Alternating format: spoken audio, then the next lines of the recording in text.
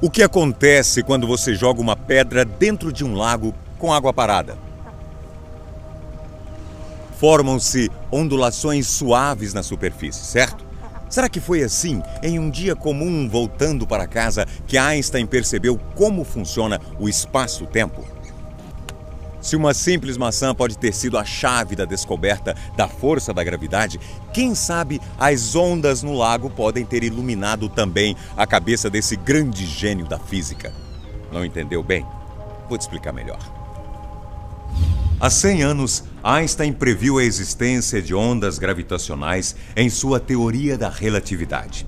Desde então, os cientistas vêm tentando detectá-las arduamente. A descoberta dessas ondas podem mudar a história da física quântica, da astrofísica e da ciência moderna. Neste ano, no dia 11 de fevereiro, aconteceu o marco histórico da ciência. O diretor da National Science Foundation, o astrônomo França Cordova, anunciou oficialmente a primeira detecção de ondas gravitacionais no universo por causa da fusão de dois imensos buracos negros. Ondas gravitacionais, a maior descoberta do século. Você vai descobrir o motivo aqui no Porquê das Coisas.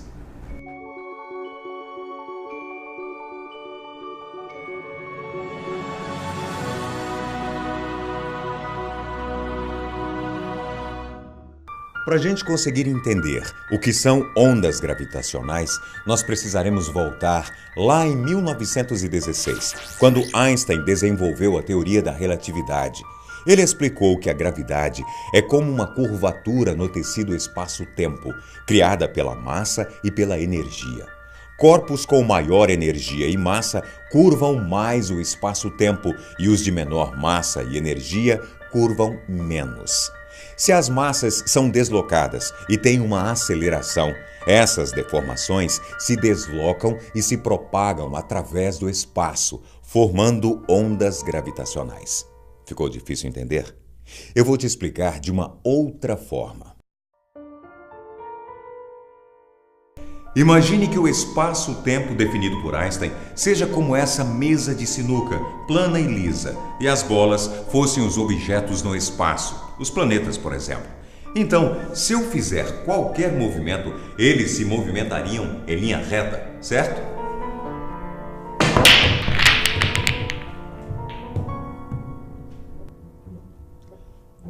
Agora, e se o espaço for como um tecido flexível, que pode se esticar e dobrar como uma cama elástica? Isso pode parecer meio estranho, eu sei.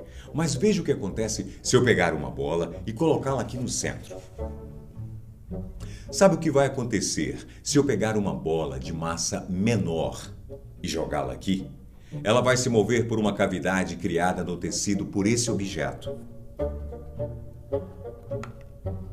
É claro que seria necessário ela ter energia para que essa experiência desse certo e ela continuasse rodando sem parar. Assim, teríamos uma simulação mais próxima de como funciona o universo. Einstein percebeu que é assim que a gravidade funciona. Ela é a deformação do espaço-tempo causada pelos objetos nele. É assim que entendemos por que os planetas giram ao redor do Sol ou então por que a Lua gira ao redor da Terra. Uma massa muito grande causa uma grande distorção no espaço ao seu redor. Por isso, se você tentar se mover em linha reta ao redor dessa distorção, o que vai acontecer, na verdade, é que você se moverá em círculos. Essa é a explicação para as órbitas. E é assim que chegamos até as ondas gravitacionais. Kip Thorne é um dos físicos idealizadores da tecnologia que encabeçou este projeto e que também apoiou a elaboração do roteiro do filme Interestelar. Ele foi uma das principais inspirações de Christopher Nolan na realização do filme. Ele afirmou que estas ondas são produzidas onde quer que exista massas aceleradas, modificando a distorção do espaço. Qualquer coisa que possui massa e energia pode produzir ondas gravitacionais, inclusive eu e você. Só que elas são extremamente pequenas, já que a gravidade é a mais fraca das 4 forças fundamentais que existem. Detectar essas ondas representa um dos maiores desafios tecnológicos enfrentados pela humanidade. Para conseguir isso, seria necessário um evento extremo e violento no universo, como a fusão de dois buracos negros supermaciços, a colisão de estrelas de nêutrons ou a explosão de supernovas. Einstein já sabia que seria muito difícil observar as ondas gravitacionais, e então aconteceu o que todos mais desejavam: a fusão de dois buracos negros de uma galáxia muito distante, a 1,3 bilhão de anos. Como se estivessem em uma dança, eles orbitavam um em torno do outro, se movendo aproximadamente a metade da velocidade da luz, sempre encurtando suas distâncias. Os buracos negros tinham apenas 150 quilômetros de diâmetro, só que a massa de cada um deles era 29 e 36 vezes maior que o Sol.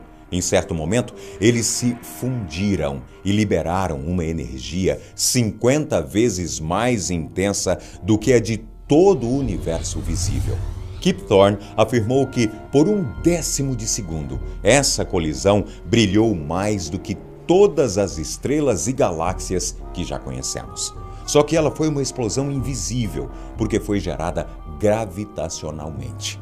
Ela se espalhou pelo universo em forma de ondas gravitacionais e saíram viajando na velocidade da luz, distorcendo o tempo e o espaço por onde passavam. Essa viagem vem acontecendo há bilhões de anos. De lá para cá, nosso planeta sofreu todas as mudanças possíveis. Os dinossauros foram extintos, nossa espécie surgiu e evoluiu. Einstein nasceu e formulou sua teoria, até que hoje os cientistas testaram todas as formas de captar essas ondas gravitacionais. E finalmente, eles conseguiram detectá-las e provar que, realmente, elas existem e estavam por aí esse tempo todo. Mas qual a importância dessa descoberta para a ciência? Você saberia responder? Essas ondas são importantes porque elas carregam informações valiosas sobre a origem do objeto ou do evento que as gerou, sobre a natureza da gravidade e, se for possível detectar as ondas vindas da explosão do Big Bang, conseguiríamos descobrir a origem do universo. A intensidade e frequência das ondas também permitem reconstruir o que aconteceu no ponto de origem, se foi causado por uma estrela ou por um buraco negro e quais as propriedades desses corpos. Entende o quanto isso é incrível? Para nós, que não somos cientistas, essa descoberta das ondas gravitacionais pode não representar mudanças imediatas em nosso cotidiano. Mas, com certeza, o progresso tecnológico para aprimorar os detectores de ondas poderá refletir bastante em nossas vidas. E por falar nisso, você sabe como é possível detectar uma ondulação no espaço? Não é por um telescópio e nem por um satélite, mas uma espécie de túnel que funciona como uma régua gigante. Na década de 1990, os Estados Unidos decidiu construir o LIGO, que significa Observatório de Ondas Gravitacionais por Interferometria Laser. Um grupo internacional de 900 cientistas e cerca de 40 instituições trabalham analisando os dados desse projeto. Há duas instalações em forma de L, uma no estado de Louisiana e outra em Washington. O LIGO é composto por túneis com 4 quilômetros de extensão e que utilizam laser para medir as mudanças na distância entre as extremidades dos túneis. Quando uma onda gravitacional passa através deles, ela estica o espaço em uma direção e comprime o espaço na outra. Medindo a interferência dos lasers quando eles saltam entre pontos diferentes, os físicos podem medir com muita precisão se o espaço foi esticado ou comprimido. As primeiras medições do LIGO começaram em 2001 e durante 9 anos nada foi identificado. Em 2010, os cientistas resolveram desligar as máquinas e investir mais 200 milhões de dólares em melhorias, que duraram mais 5 anos para serem desenvolvidas. E parece que isso tudo deu muito certo. Em setembro de 2015, começou a funcionar uma versão aprimorada deste detector, o LIGO Advanced, calibrado em medidas tão sutis, capaz de medir ondas 10.000 vezes menores do que um próton. Agora escuta só isso.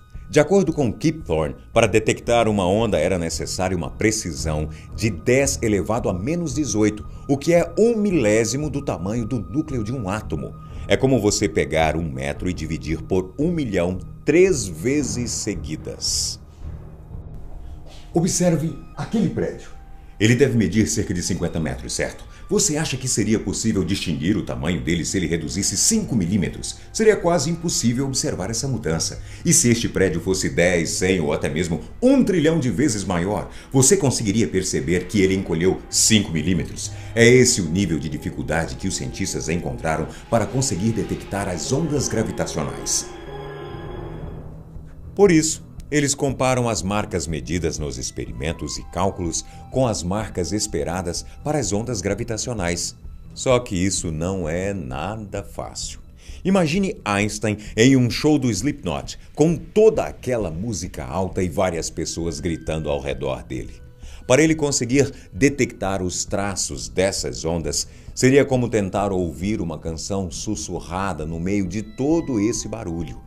É como se, durante a vida toda, a ciência estivesse andando no escuro e agora conseguiram encontrar uma lanterna. Isso significa que, agora, é possível explorar o universo de uma outra forma. Sacha Russa, um pesquisador da Universidade das Ilhas Baleares, disse ao jornal El País que, a partir de agora, somos capazes de ouvir a sinfonia do universo. Esta é uma das maiores descobertas científicas da década. Após um século de estudo e cálculos, foi possível dar mais um passo em direção ao universo desconhecido. Muitos já falam de prêmios Nobel para os descobridores. Detectar ondas gravitacionais era uma das descobertas mais esperadas na ciência moderna. E agora, para desbravarmos além do universo que conhecemos, é só uma questão de tempo. Aguardo você para muito mais aqui no Porquê das Coisas. Até lá.